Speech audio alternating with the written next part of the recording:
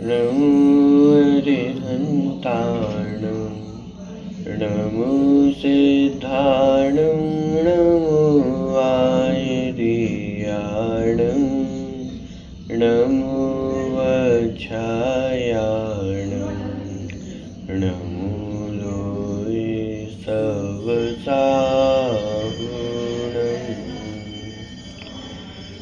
मंगलम भगवान वीरो मंगलम गौतमो गणी मंगलम कुंद कुंदाद्यो जैन धर्मोस्तु मंगलम।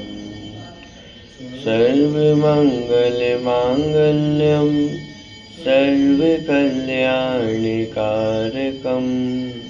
प्रधानम सर्वधर्माणां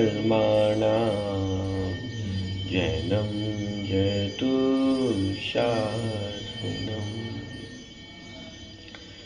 वन्दितु सर्वसिद्धे धूमचर्मणोमवं गदिं पत्ते वोच्छामि समयपाहुण सुधि केवली भणितम्।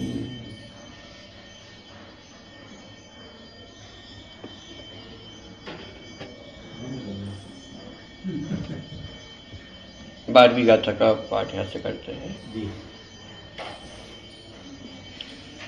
प्रश्न क्रमांक 117। शुद्धो शुद्धादेशो नादवो परम भावदर्शी व्यवहार देशिदापुण जीदु अपर मेठिदा भावे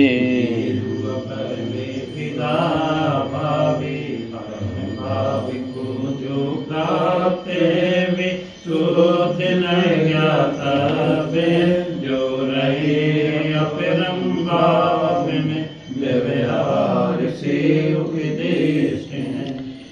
जो परम भाव में स्थित हैं उन्हें शुद्ध निश्चय नहीं प्रयोजनवान है, और जो अपरम भाव में स्थित हैं वे व्यवहार नय से उपदिष्ट हैं, अर्थात उपदेश करने योग्य जानना। इस प्रकार की चर्चा मूल गाथा में ली। मूल रूप से व्यवहार नय कब, कितना और किसको प्रयोजनवान है, इसकी चर्चा यहाँ पे की जा रही है कि जो अपरम भाव में स्थित जीव होते हैं उनके लिए व्यवहार नय प्रयोजनवान है। बाकी जो पूर्ण ज्ञान दर्शन चारित्र को प्राप्त हो गए हैं उनके लिए तो निश्चय नय ही प्रयोजनवान है। इस प्रकार की चर्चा ली। टीका की चर्चा और आचार्य जयसिंह का भी जो कथन था वो भी अपन ने कल देखा था।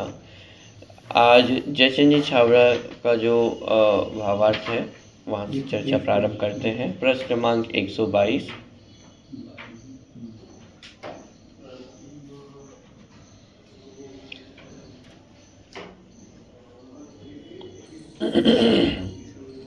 देखिए अंतिम पैराग्राफ है, मिला?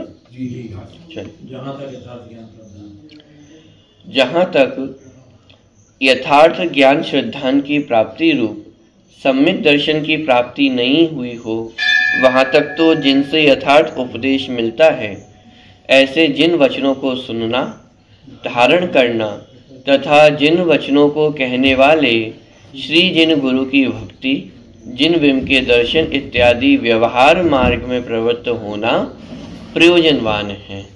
क्या कहा कि जहाँ तक यथार्थ ज्ञान श्रद्धान की प्राप्ति रूप सम्यक दर्शन की प्राप्ति नहीं हुई हो। ऊपर जैसे आचार्य आदि ने तो सीधे चतुर्थ गुण स्थान वर्ती जीवों की ही चर्चा की, मिथ्या दृष्टि जीवों की तो चर्चा ही उन्होंने नहीं की। उसका कारण भी ये है क्योंकि ये जो निश्चय व्यवहार नय आदि होते हैं ये सब सम्यक ज्ञानियों के ही होते हैं, क्योंकि ये सम्यक ज्ञान के अंश हैं, मिथ्या ज्ञान के अंश तो है ही नहीं। तो ये माने सम्यक दृष्टि जीवों में ही लागू होते हैं। यहाँ पे जयचंद जी छावड़ा मिथ्या दृष्टियों की भी चर्चा करते हुए कह रहे हैं कि जब तक सम्यक दर्शन की प्राप्ति नहीं हुई है तब तक तो जिनसे हमें श्री जन गुरु के वचन सुनने को प्राप्त हो तो उन वचनों को सुनना, उनका श्रद्धान करना, देव दर्शन आदि के माध्यम से उस श्रद्धान को बनाए रखना, इस प्रकार की चर्चा माने व्यवहार मार्ग के माध्यम से उसमें प्रवृत्त होना, ये चर्चा यहाँ पे ली। जहाँ तक सम्यक दर्शन की प्राप्ति नहीं हुई हो वहाँ तक जिनसे यथार्थ उपदेश मिलता है। अरे ऐसा भी नहीं कि किसी के माध्यम से भी कोई भी बात सुन ली और उसका श्रद्धान कर लिया। इतनी परीक्षा तो अब स्वयं को करनी होगी कि जिनसे यथार्थ उपदेश मिलता हो, जिससे मूल वस्तु स्वरूप की बात सुनने को मिलती हो, ऐसे जिन वचनों को सुनना, उनको धारण करना तथा जिन वचनों को कहने वाले श्री जिन गुरु की भक्ति, जिन विम के दर्शन इत्यादि व्यवहार मार्ग में प्रवृत्त होना प्रयोजनवान है। किसको प्रयोजनवान है? अभी जो ज्ञानी है, जीव है, सीधी सी स्पष्ट शब्दों में कहा ना, जिसको अभी सम्यक दर्शन भी प्राप्त नहीं हुआ, माने जो मिथ्या दृष्टि जीव हैं, उनको ये सब करना प्रयोजनवान है। और जिन्हें श्रद्धान ज्ञान तो हुआ है किंतु साक्षात प्राप्ति नहीं हुई, उन्हें पूर्व कथित कार्य पर द्रव्य का आलंबन छोड़ने रूप अणुव्रत महाव्रत का ग्रहण, समिति गुप्ति और पंच परमेष्टि के ध्यान रूप प्रवर्तन तथा उसी प्रकार प्रवर्तन करने वालों की संगति एवं विशेष जानने के लिए शास्त्रों का अभ्यास करना इत्यादि व्यवहार मार्ग में स्वयं प्रवर्तन करना और दूसरों को प्रवर्तन कराना, ऐसे व्यवहार नय का उपदेश अंगीकार करना प्रयोजनवान है। अब इस पैराग्राफ में सम्यक दृष्टियों से लेकर के जो मुनिराज है, छठे सातवें गुणस्थानवर्ती, उन सभी को यहाँ पे ले लिया है। जैसे टोडरमल जी ने आचार्य परमेष्ठी की परिभाषा लिखते हुए माने उनके स्वरूप के संदर्भ बताया कि ऐसा आचरण स्वयं करते हैं और दूसरों से कराते हैं, माने स्वयं 28 मूल गुणों का पालन करते हैं और संग में भी इस बात का ध्यान रखते हैं कि अन्य मुनिराज भी उन 28 मूल गुणों का पालन करें, निर्विघ्न रूप से उन 28 मूल गुणों की चर्या है जो उसका पालन करे। तो वही उसी प्रकार के कुछ शब्द यहाँ पे जयचंद जी छाबड़ा ने भी प्रयोग किए कि एक तो स्वयं प्रवर्तन करना और दूसरों को प्रवर्तन कराना। मूल आचार्य का जो कर्तव्य है, बाकी स्वयं भी उस रूप आचरण करते हैं और दूसरों को भी उस रूप आचरण कराते हैं। तो मूल बात यहाँ पे इतनी कही कि जिन्हें श्रद्धान ज्ञान हो गया है लेकिन अभी पूर्णता की प्राप्ति नहीं हुई है, सम्यक दर्शन ज्ञान शायद की प्राप्ति तो हुई है लेकिन अभी पूर्ण अवस्था प्राप्त नहीं हुई है, तो तब तक क्या करना? तो पूरी प्रक्रिया यहाँ पे बताई कि पूर्व कथित कार्य माने जिन गुरु जिन देव की भक्ति आदि के कार्य, स्वाध्याय आदि का कार्य, साथ ही साथ पर द्रव्य का आलंबन छोड़ने रूप अणुव्रत। तो अणुव्रत में जो पांचवें गुणस्थानवर्ती जीव हैं वो सम्मिलित हो गए। महाव्रत में छठे सातवें गुणस्थानवर्ती जो मुनिराज हैं वे ग्रहण हो गए हैं। तो अणुव्रत महाव्रत का ग्रहण, समिति गुप्ति और पंच परमेष्टि के ध्यान रूप प्रवर्तन तथा उसी प्रकार प्रवर्तन करने वालों की संगति एवं विशेष जानने के लिए शास्त्रों का अभ्यास करना इत्यादि व्यवहार मार्ग में स्वयं प्रवर्तन करना और दूसरों को प्रवर्तन कराना, ऐसे व्यवहार नय का उपदेश अंगीकार करना प्रयोजनवान है। ठीक है, ये पूरा जो अपरम भाव दशा है उसका वर्णन है, माने जो ये परम भाव में स्थित नहीं है। तो ये अपरम भाव में स्थित होना मतलब क्या? ये पूर्ण ज्ञान दर्शन चारित्र की प्राप्ति नहीं होना, वही अपरम दशा है। और उस अपरम भाव दशा में स्थित जो जीव हैं उनको व्यवहार नय किस प्रकार प्रयोजनवान है उसकी चर्चा यहाँ पे की। मूल रूप से तो चौथे गुण स्थानवर्ती आदि जीवों की चर्चा है। मिथ्या दृष्टि जीव भी उसमें शामिल हो ही जाते हैं क्योंकि वो कहाँ जाएंगे, उन्हें भी सम्यक्त्व की प्राप्ति करनी है। तो उनको भी उपदेश तो इसी प्रकार दिया है कि स्वाध्याय करना, जिन गुरु जिन देव की भक्ति आदि के कार्य करना, इन कार्यों के माध्यम से ही, माने ये व्यवहार ने उनको प्रयोजनवान है, वो इसके माध्यम से ही वे शुद्धात्मा के स्वरूप तक पहुंच सकते हैं, उसे समझ सकते हैं। यदि इन कार्यों को भी छोड़ देंगे तो फिर निश्चित रूप से अशुभ में ही उनकी प्रवृत्ति होगी, और अशुभ में प्रवृत्ति करते करते शुद्धात्मा तक पहुंचना तो संभव नहीं है। चलिए आगे। व्यवहार न्याय को कथनचित असत्यार्थ कहा गया है, किंतु यदि कोई उसे सर्वथा असत्यार्थ जानकर छोड़ दे तो वह शुभोपयोग रूप व्यवहार को ही छोड़ देगा और उसे शुद्धोपयोग की साक्षात प्राप्ति तो हुई नहीं। इससे उल्टा अशुभोपयोग में आकर भ्रष्ट होकर चाहे जैसी स्वेच्छा रूप प्रवृत्ति करेगा तो वह नरकादि गति तथा परंपरा से निगोद को प्राप्त होकर संसार में ही भ्रमण करेगी। वही चर्चा आ गई कि शुभ को भी छोड़ देगा और शुद्धता की प्राप्ति हुई नहीं है तो फिर कहाँ जाएगा, अशुभ उपयोग में ही उलझेगा, और अशुभ उपयोग में उलझेगा तो नरक आदि पर्यायों को प्राप्त होगा, तो समय इसमें ही व्यतीत हो जाएगा और फिर अपना समय पूरा करके वापस निगोद अवस्था को ही प्राप्त हो जाएगा। इसीलिए जो जीव परम भाव में स्थित नहीं है उन्हें व्यवहार न्याय भी प्रयोजनवान कहा गया है। व्यवहार न्याय को कथनचित असत्यार्थ कहा गया है। जो 11वीं गाथा में चर्चा की गई थी कि व्यवहार न्याय कैसा है, अभूतार्थ है, तो वहां पे भी ये अपेक्षा स्पष्ट की थी।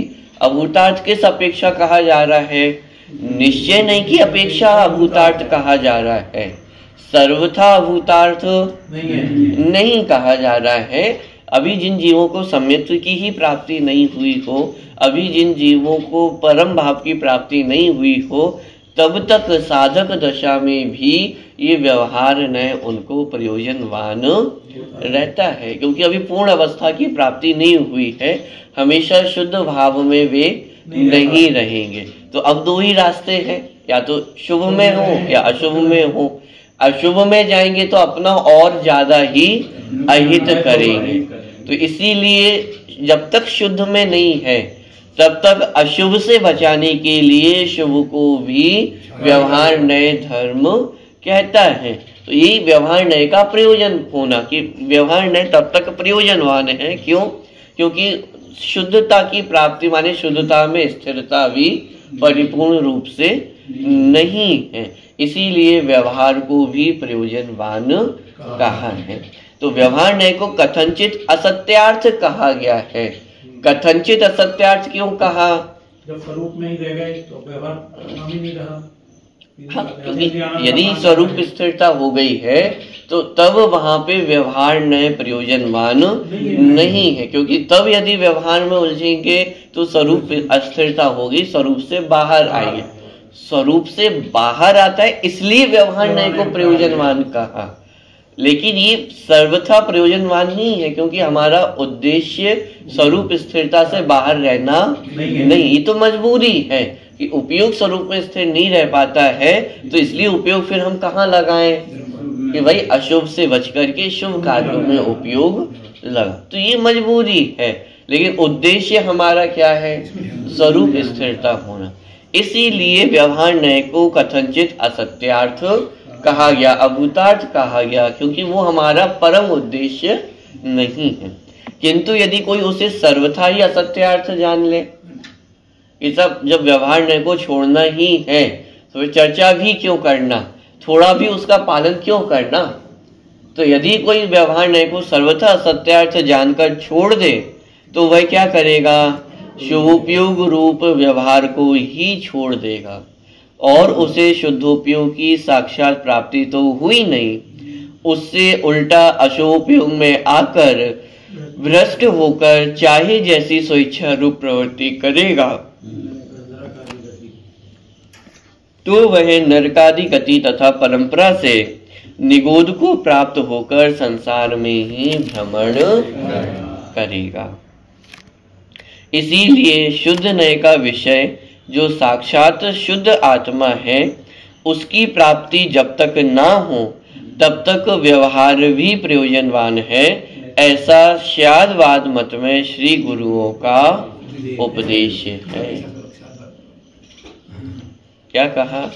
इसलिए शुद्ध नय का विषय जो साक्षात शुद्ध आत्मा है उसकी जब तक प्राप्ति ना हो, और यहाँ पे जब तक प्राप्ति ना हो का तात्पर्य जब तक पूर्ण रूप से उसमें स्थिरता ना हो। क्योंकि अभी ऊपर जयचंद जी छावड़ा ही ऊपर का पैराग्राफ में मुनिराजों तक को भी ये कह रहे हैं कि उनको व्यवहार नए प्रयोजनवान है। इसका मतलब यहाँ पे जो अंतिम पैराग्राफ में निष्कर्ष निकाला है उसका तात्पर्य है कि जब तक जीव पूर्ण रूप से निस्वभाव में स्थिर नहीं हो जाते हैं तब तक उनको व्यवहार नए भी प्रयोजनवान है।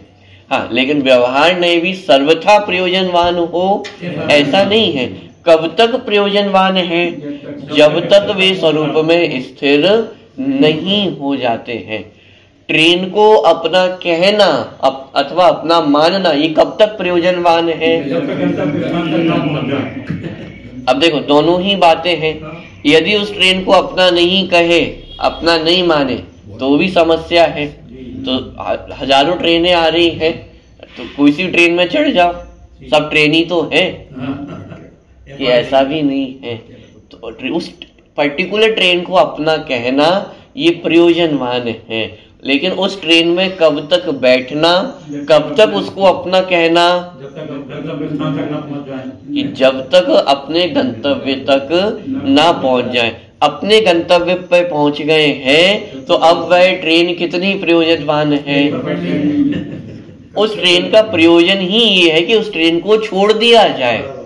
यदि उस ट्रेन को ना छोड़ा जाए तो ट्रेन से हमारा प्रयोजन सिद्ध होगा क्या? नहीं होगा। उदाहरण तो जल्दी समझ में आ जाते हैं, सिद्धांत में मुश्किल पड़ रही है। यही तो पुरुषार्थ है कि उसी प्रकार शुभ भाव का आलंबन हमने क्यों लिया था? अशुभ से बचने के लिए। माने उस पर्टिकुलर ट्रेन को हमने अपना क्यों कहा?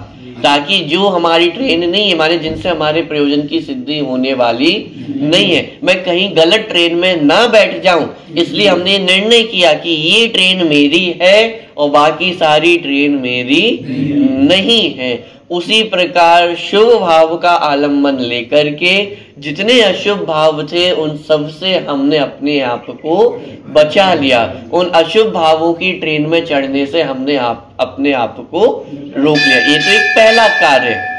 दूसरा कार्य, उस ट्रेन में हम क्यों बैठे थे? सब बहुत अच्छी ट्रेन है, फर्स्ट एसी में रिजर्वेशन कराया है, अब कैसे छोड़ दें? इसी में बैठे रहेंगे हम तो। इतनी सारी सुख सुविधाएं मिल रही है, सब कुछ है, बहुत अच्छा है, अब तो यही रहेंगे। बैठने का प्रयोजन ही ये था कि उसको छोड़ना है। पॉइंट पकड़ में आ रहा है? जिस समय हम बैठे भी नहीं थे उस समय भी नक्की था ना कि इस ट्रेन में बैठ क्यों रहे हैं? अपने गंतव्य तक, क्योंकि इस ट्रेन से हमें उतरना है। तो कोई पूछे कि जब उतरना ही था तो बैठ क्यों रहे हो? पॉइंट पकड़ में आ रहा है? माने जब हम लौकिक व्यवहार में ये चर्चाएं करते हैं ना तो हमें बिल्कुल भी कठिनाई नहीं होती है इन बातों को समझने में। साहब जब उतरना ही है तो बैठना क्यों? अब बैठ ही गए हो तो फिर उतर क्यों रहे हो? बैठना ही है तो फिर किसी में भी बैठ जाओ, सब एक जैसी ट्रेनें हैं। वहां तो हमें बराबर भेद विज्ञान होता है कि सारी ट्रेनें अलग अलग हैं, हर ट्रेन का उद्देश्य अलग है, गंतव्य अलग है। मुझे किस ट्रेन में बैठना है भेद विज्ञान करना, कब तक बैठना है, ये बराबर भेद विज्ञान रहता है या नहीं रहता है? लेकिन जब वही चर्चा धर्म मार्ग में आती है तो सब एक ही चीज तो है। चाहे स्वाध्याय कर लो, चाहे जिन मंदिर के दर्शन कर लो, चाहे आत्मा का ध्यान कर लो, सब बराबर ही तो है, सब एक ही चीज तो है। अनुपेक्षा में यही तो सब और ये तो मैं अभी सिर्फ ज्ञानी जीवों की चर्चा कर रहा हूँ। अज्ञानियों के मिथ्यात्व का तो विस्तार बहुत है। चाहे वीतरागता में धर्म मान लो, चाहे राग में धर्म मान लो, सभी धर्म बराबर, सभी भगवान बराबर है। माने अज्ञानियों का मिथ्यात्व की तो लिस्ट बहुत बड़ी है, उनकी चर्चा तो क्या ही करें, लेकिन जो स्वाध्यायी है, ज्ञानी है, बातों को सुनते हैं, समझते हैं, उनके जीवन में भी ये अज्ञानता कैसे रह जाती है? ये भेद विज्ञान हम क्यों नहीं कर पाते हैं? अध्याय लिखना पड़ा, यानी गंभीरता से विचार करना। जितना भेद विज्ञान हम लौकिक व्यवहार में सहजता से कर लेते हैं, वही व्यवहार हम जब धर्म में परमार्थ मार्ग में आते हैं तो वो भेद विज्ञान क्यों नहीं कर पाते हैं? तो उसी प्रकार व्यवहार को भी प्रयोजनवान कहा गया है। और बहुत स्पष्ट शब्दों में आचार्य कुंद ही, जो एक प्रकार से यदि हम कहे तो शुद्ध नय के प्रवक्ता है, अध्यात्म मार्ग के शुद्धात्मा के प्रवक्ता है, वो भी व्यवहार नय को प्रयोजनवान कह रहे हैं, क्योंकि उनके मन में इमेज एकदम क्लियर है ना कि व्यवहार नय किसको प्रयोजनवान है, कब तक प्रयोजनवान है। ट्रेन को अपना कहना ये कोई मिथ्यात्व नहीं है, लेकिन ये इमेज मन में क्लियर होनी चाहिए कि ट्रेन को अपना कब तक कहा जा रहा है, क्यों कहा जा रहा है, किसके लिए कहा जा रहा है। यदि ये बातें क्लियर है तो ट्रेन को अपना कहना भी मिथ्यात्व नहीं है। लेकिन यदि ये बातें क्लियर ना हो और सर्वथा ट्रेन को अपना मान लिया जाए तो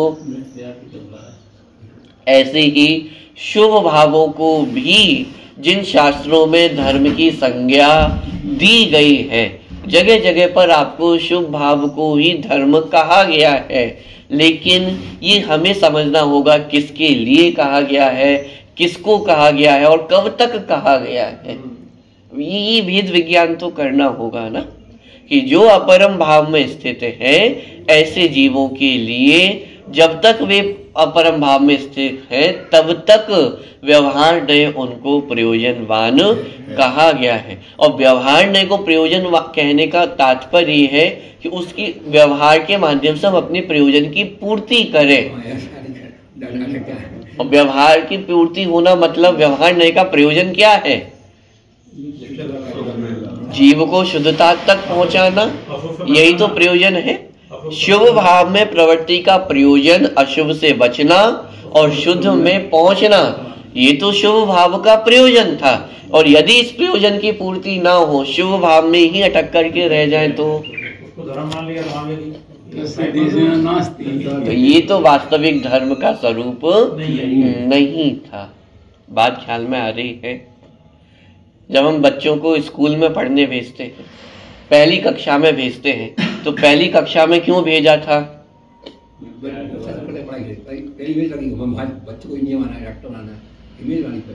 साहब मन लगा के पहली कक्षा में पढ़ना, कब तक पढ़ना? जब तक डॉक्टर बन जाए तब तक पहली कक्षा में ही पढ़ना।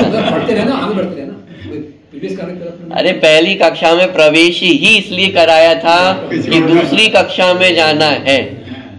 दूसरी कक्षा में प्रवेश इसीलिए ही कराया, पहले दिन ही उद्देश्य क्लियर था ना कि तीसरी में जाना है। तीसरी का उद्देश्य पहले दिन से ही क्लियर है, चौथी में जाना है। बात ख्याल में आ रही है? जिसमें बैठे उसमें आगे चलना है, उसको छोड़ना है। उद्देश्य उसमें अटकने का कभी था ही नहीं। वो एक अवस्था थी, उस अवस्था में आना जरूरी था, लेकिन उस अवस्था में अटकना, यदि उस अवस्था में अटक गए तो तीसरी कक्षा में यदि दूसरी बार बैठ गए तो ये अच्छी बात है कि बुरी बात है? बताइए कि भाई तीसरी कक्षा में दोबारा बैठना ये कोई मान सम्मान की बात नहीं है। उसी प्रकार शुभ भाव का प्रयोजन तो पहले दिन से ही उद्देश्य था।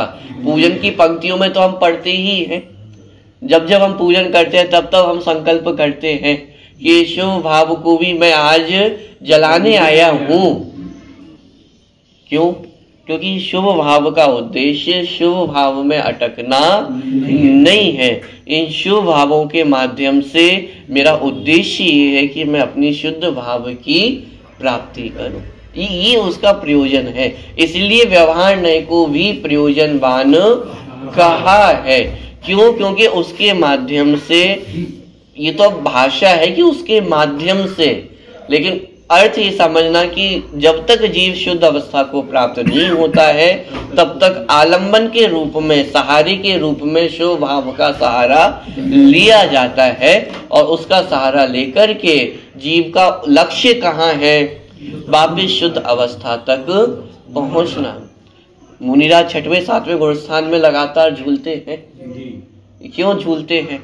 क्योंकि सातवें गुणस्थान में पूर्ण शुद्ध अवस्था में माने कंटिन्यू निरंतर स्थित नहीं रह पाते हैं, तो छठे गुणस्थान का आलंबन है। फिर वापस सातवें गुणस्थान में, फिर छठे गुणस्थान में, फिर सातवें गुणस्थान में। छठे गुणस्थान का प्रयोजन ही ये है कि वापस जीव कहाँ जाए? सातवें गुणस्थान में जाए। यदि अंतर मुहूर्त भी छठे गुणस्थान में रह गए तो गुणस्थान फिर नीचे गिर जाएगा। छठे गुणस्थान का उद्देश्य छठे गुणस्थान में रोक करके रखने का नहीं है, उसकी सार्थकता ही ये है कि जीव वापिस सातवें गुणस्थान में जाए। बात ख्याल में आ रही है? तो इस प्रकार ये जो निश्चय और व्यवहार नय की संधि है परमार्थ मार्ग में, वो भी हमें समझनी होगी।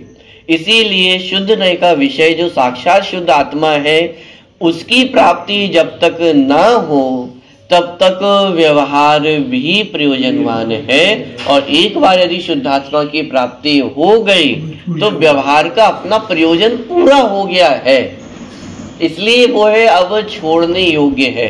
अब भाषा ऐसी कहे छोड़ने योग्य है या सहज ही छूट जाता है, ऐसा स्यादवाद मत में श्री गुरुओं का उपदेश है।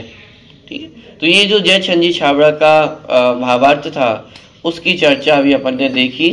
अब यहाँ पे टोडरमल जी के जो विचार है इस संदर्भ में उनका वर्णन यहाँ पे किया जा रहा है। इतने सारे आपको उदाहरण प्रस्तुत किए जा रहे हैं अलग अलग आचार्यों के, अलग अलग विद्वानों के। इस बात से आपको ये बात ख्याल में आएगी कि ये गाथा भी कितनी महत्वपूर्ण गाथा है। जिस प्रकार 11वीं गाथा अत्यंत महत्वपूर्ण गाथा थी, उसी प्रकार 12वीं गाथा भी अत्यंत महत्वपूर्ण गाथा है। जिस प्रकार 11वीं गाथा में हमें मूल सम्यक्तों का मार्ग प्राप्त होता है, उसी तरह ये 12वीं गाथा जो जो सम्यक्त के मार्ग नहीं है अथवा स्वच्छंदी होने की जो संभावनाएं थी उनको निरस्त करने वाली 12वीं नंबर की गाथा है। इसलिए अलग अलग आचार्यों के, अमृतचंद आचार्य का कथन तो किया ही, जयसेन आचार्य का मंतव्य भी दिखाया, जयचंद छाबड़ा का जो मंतव्य है वो भी स्पष्ट किया। अब यहाँ पे टोडरमल जी का जो मंतव्य है वो भी यहाँ पे दिया जा रहा है।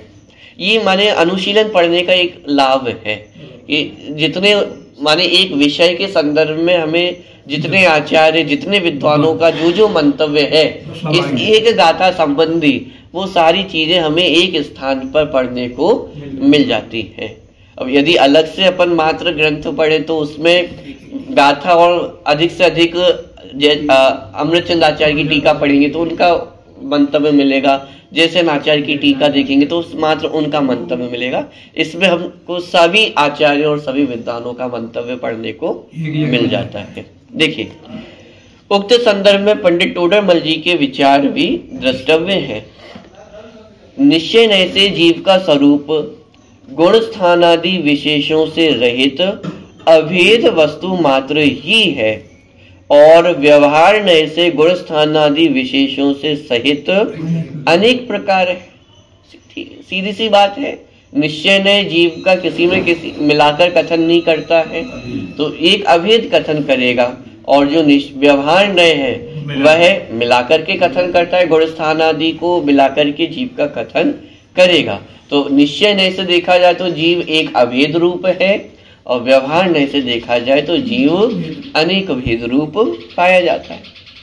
वहां जो जीव सर्वोत्कृष्ट अभेद एक स्वभाव को अनुभव करते हैं उनको तो शुद्ध उपदेश रूप जो शुद्ध निश्चय नय है वही कार्यकारी है। किन्हें? जो क्या करते हैं?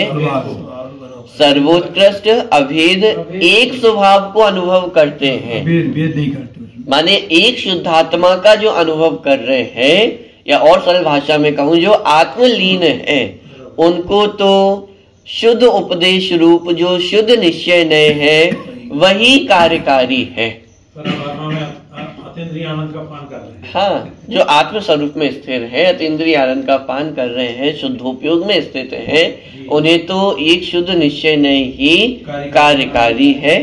किंतु जो स्वानुभव दशा को प्राप्त नहीं हुए हैं अथवा अनुभव दशा से छूटकर सविकल्प दशा में आ गए, किसकी चर्चा की गई है? ये छठे बोधान में आ गए, खाते नहीं रह पा रहे, छठे में आ गए। ये माने मिथ्या दृष्टि जीवों की चर्चा भी आ गई, सम्यक दृष्टि जीवों की चर्चा भी आ गई। ऊपर क्या लिखा?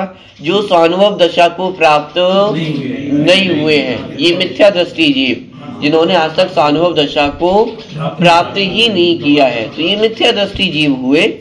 अथवा स्वानुभव दशा से छूटकर सविकल्प दशा में आ गए हैं। तो ये चौथे गुण स्थान से लेकर के जो मुनिराज हैं उन सबकी चर्चा इसमें आ गई। इस प्रकार अनुत्कृष्ट दशा को प्राप्त हैं। अनुत्कृष्ट दशा मतलब अपरम भाव, गाथा की भाषा में बोले जो अपरम भाव को प्राप्त है, जो अनुत्कृष्ट दशा को प्राप्त है, अशुद्ध स्वभाव में स्थित है, उनके लिए व्यवहार नए प्रयोजनवान है। कितने स्पष्ट शब्दों में ये चर्चा लिख दी गई है कि यदि आत्म स्वरूप में स्थिर नहीं हो तो आपको व्यवहार नए प्रयोजनवान है। हाँ, यदि आत्म स्वरूप में स्थिर है तो वहाँ व्यवहार नए प्रयोजनवान नहीं, क्योंकि वहाँ तो एक शुद्धात्मा का ही अनुभव करना है, तो वहाँ तो वेदों का प्रयोजन ही नहीं है। वेदों का प्रयोजन तो जीव को समझने समझाने के लिए है, तो इसीलिए जब तक जीव स्वरूप में स्थिर नहीं हुआ है तब तक वेदों के माध्यम से उसे शुद्धात्मा का स्वरूप समझाया जाता है, अथवा वेदों के आधार से अशुभ भावों से बचाया जाता है। तो इसीलिए वहाँ व्यवहार नए प्रयोजनवान जानना। ये जो उदाहरण लिए सम्यक ज्ञान चंद्रिका का, माने मोक्षमा प्रकाशक ग्रंथ का भी उदाहरण नहीं था, ये सम्यक ज्ञान चंद्रिका ग्रंथ का जो पीठिका उसकी लिखी है उसका उदाहरण यहाँ पे लिया है। उक्त कथनों में अत्यंत स्पष्ट रूप से उल्लेख है कि जब तक सम्यक दर्शन की प्राप्ति नहीं हुई है तब तक व्यवहार मार्ग में प्रवृत्त होना प्रयोजनवान है, तथा जिन्हें दर्शन ज्ञान की प्राप्ति तो हो गई है पर साक्षात प्राप्ति नहीं हुई है, उन्हें भी व्यवहार मार्ग में प्रवर्तन कराना प्रयोजनवान है। इससे सिद्ध होता है कि सम्यक दर्शन के पूर्व में भी व्यवहार नहीं प्रयोजनवान है। बात ख्याल में आ रही है? उक्त संपूर्ण कथन का गहराई से अध्ययन करने से हम इस निष्कर्ष पर पहुंचते हैं कि परम भाव एवं अपरम भाव को निम्नांकित 3 प्रकार से घटित कर सकते हैं। अब ये 3 प्रकार कौन कौन से हैं? देखिए, पहला, आत्मानुभवी सम्यक दृष्टि ज्ञानी पुरुष श्रद्धा की अपेक्षा परम भाव में स्थित है, अतः उन्हें देशना लब्धि रूप व्यवहार का कोई विशेष प्रयोजन नहीं रहा, क्योंकि समझने योग्य त्रिकाली ध्रुव भगवान आत्मा को वे समझ चुके हैं, अनुभव भी कर चुके हैं।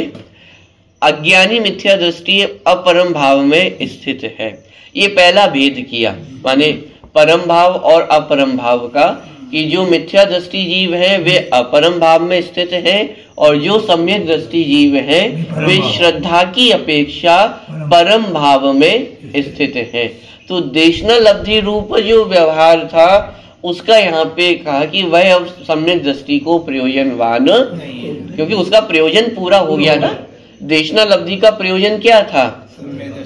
सम्यक दर्शन की प्राप्ति करना, माने उस देशना लब्धि रूप जो व्यवहार था उसका प्रयोजन पूरा हो गया है, तो अब वो व्यवहार में प्रयोजनवान है कि नहीं है?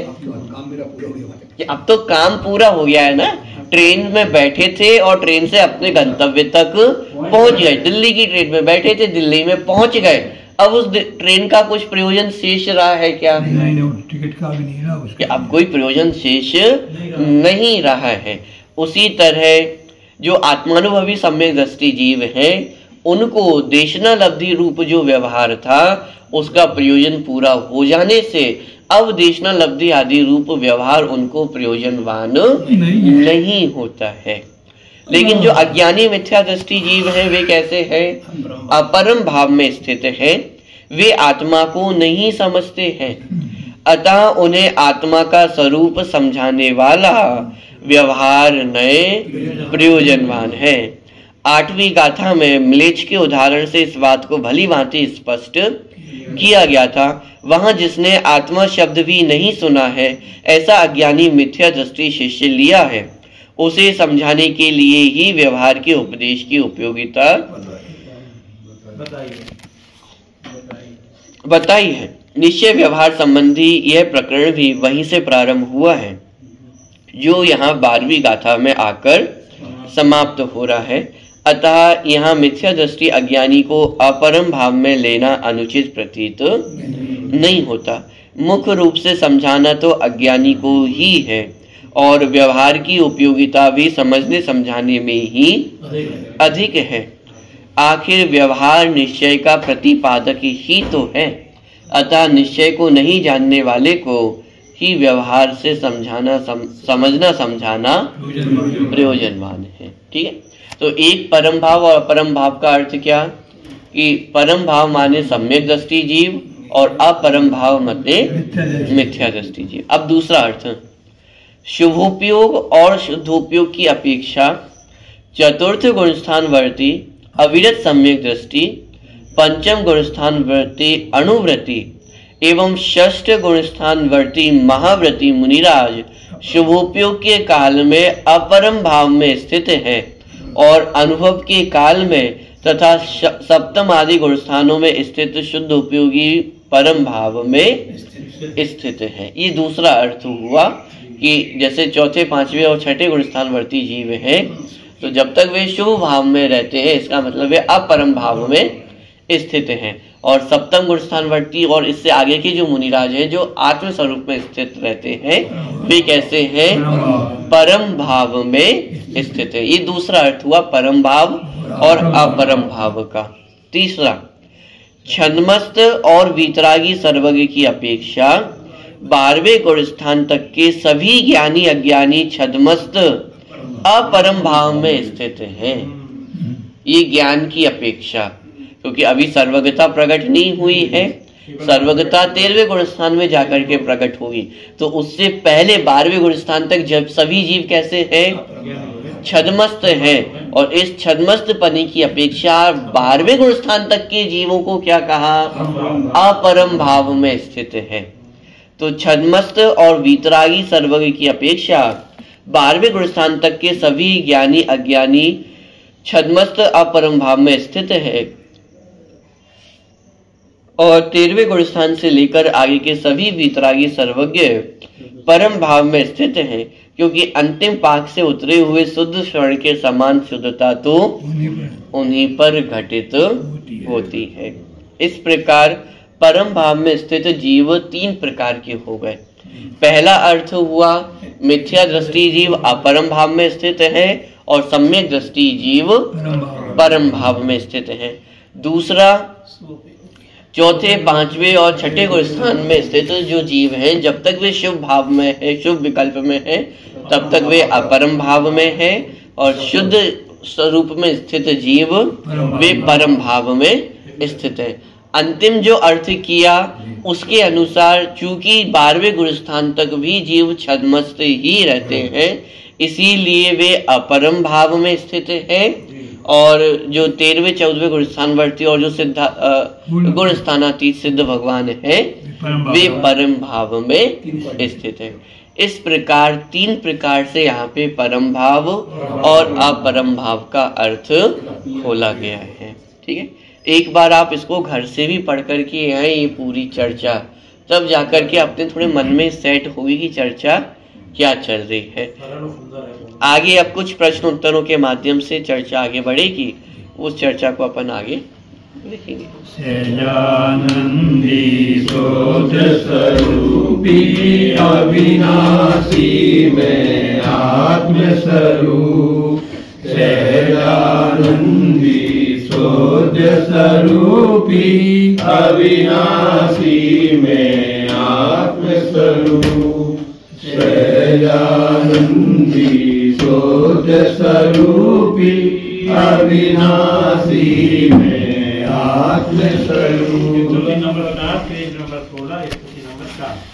वीर हिमाचल से निकली पूर्वोत्तम के मुख तो धरी है मोह हिमाचल जग की जड़ता तब दूर करी है ज्ञान भयो निधिमाई रही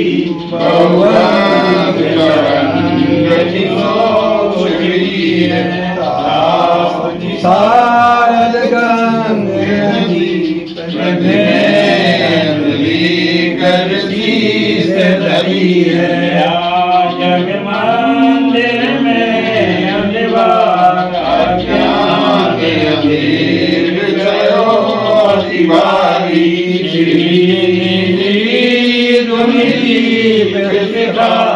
समझो नहीं हो निहारी हो पदार्थ